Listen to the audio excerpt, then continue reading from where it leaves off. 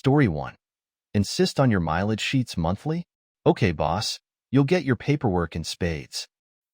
True story regarding the beautiful Emerald Isle and petty revenge on an overbearing newly promoted boss. Apologies if it's a long read. This beautiful country of ours has a fairly low population density generally for reasons dating back to the infamous famine. Watch Black 47 for reference. It also, however, has layer upon layer of civil servants and bureaucracy. We have a beautiful system of government where we have 2 houses and a representative for every 30,000 people as a fact of law. Underneath that we have a local government system with local authorities in each county and city, each with their own elected councillors and administration. Planning, fire safety and roads are administrated by these local councils, which leads to the public service being the largest employers in the country. All in an island with a southern republic that has with an area of 26,000 square miles with at the time about 31 or 32 local authorities and a population of 5.5 million plus or minus. It's totally over the top, but that's a discussion for another day.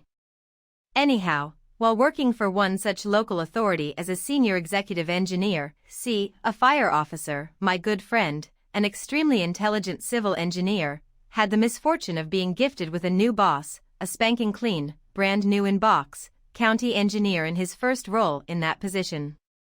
Full of the proverbial PS and vinegar. Now this particular county was landlocked by other counties and is a particularly odd shape with a brand new motorway going through it.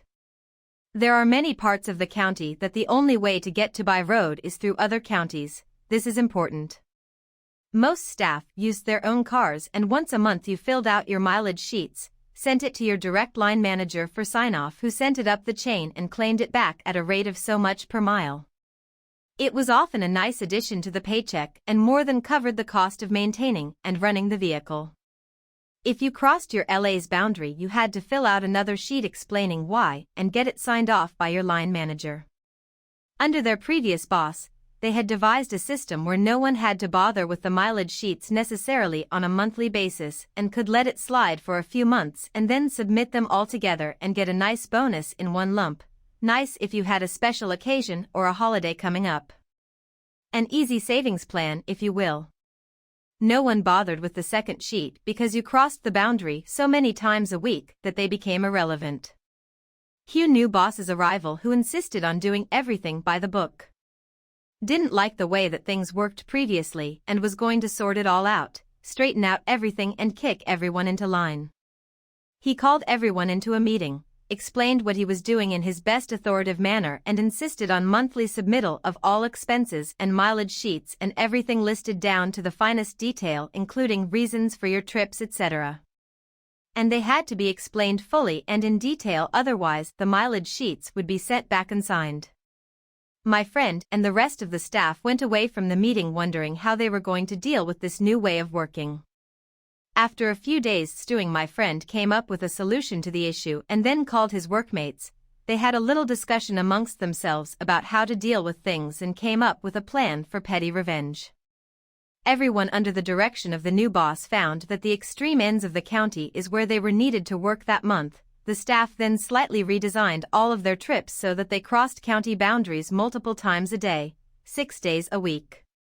At the end of month 1, this plan culminated with the submission of thousands of permission confirmation sheets to cross the county boundary to be signed by the new CE after his first month.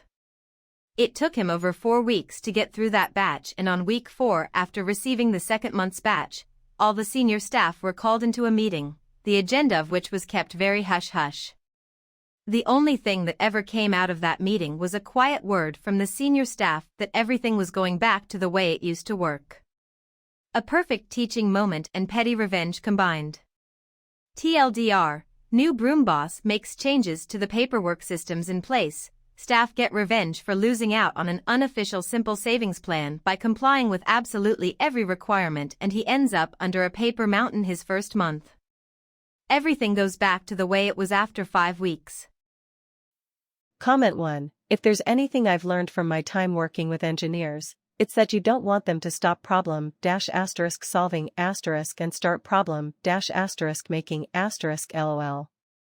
Their entire career is made on figuring out new and innovative things to do. You really want that to go the other way and create new and innovative ways of making you hate your life. Comment 2. Nothing quite fucks up a working public sector system quite like A. Greenhorns with something to prove. B. Private sector mid-managers who think anything public is covered in bloat and inefficiency. They universally show their incompetence, they cause inefficiency, and either learn to be competent, or find themselves looking for something else to fuck up. Comment 3. Death by 1,000 paper cuts of mandatory busy work. Absolutely brilliant. Comment 4. You said Emerald Isle, so I read that in my finest Irish impression, and now that I'm done, allow me to buy you a pint o' Guinness. Comment 5. Company. Tipperary perchance? I could see them crossing in and out of Southern Company. Awfully all day long. Comment 6. Not being allowed to cross local authority boundaries without justification is proper mad.